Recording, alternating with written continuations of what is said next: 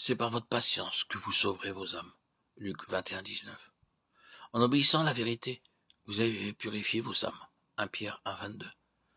Remportant le prix de votre foi, le salut de vos âmes. 1 Pierre 1, 9.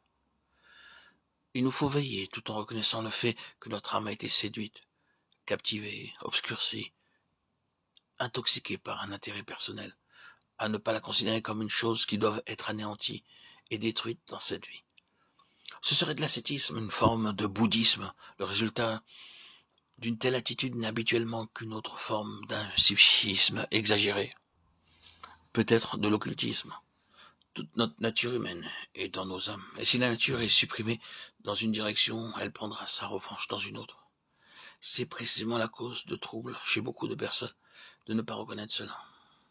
Il y a une différence entre une vie de suppression et une vie de service.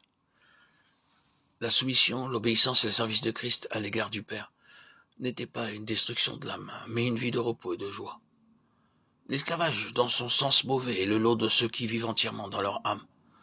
Nous avons besoin de réviser nos conceptions du service, car il est regardé de plus en plus comme une servitude et un esclavage, alors qu'il est en réalité quelque chose de divin. La spiritualité n'est pas une vie de suppression, cela est négatif.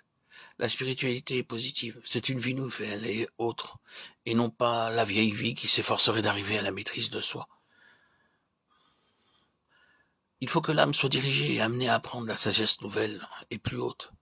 Le fait est que nous soyons en mesure de l'accepter ou non, que si nous voulons marcher pleinement avec Dieu, toutes les énergies de notre âme et ses capacités pour connaître, comprendre, sentir et faire arriveront à une fin. Et de ce côté-là, nous nous trouverons désorientés, étourdis, effrayés et impuissants. Et c'est alors qu'une intelligence nouvelle, une autre contrainte et une énergie divine nous pousseront en avant et nous maintiendront en mouvement. En de pareils moments, nous devons dire à notre âme, mon âme garde le silence devant l'Éternel, mon âme espère en Dieu. Psaume 37, 7. Et mon âme suit avec moi le Seigneur.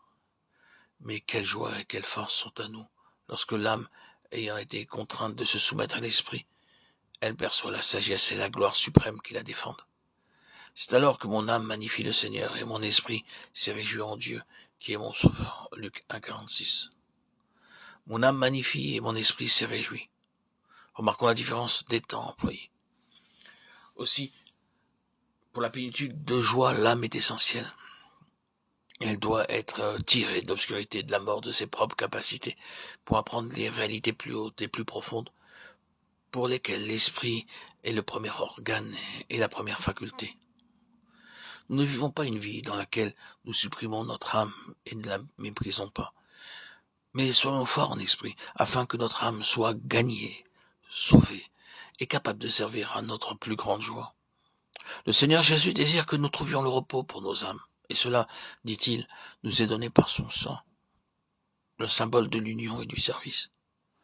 L'âme, de même que certaines personnes, trouvera sa valeur la plus grande en servant et non pas en dirigeant. Elle désire être maîtresse, mais elle est aveugle aux limitations que Dieu lui a imposées. Elle pense qu'elle peut, mais Dieu dit « tu ne peux pas ». Mais bien à sa place, son intérêt personnel étant sous le verdict de la mort de Christ. Elle peut être une servante très utile,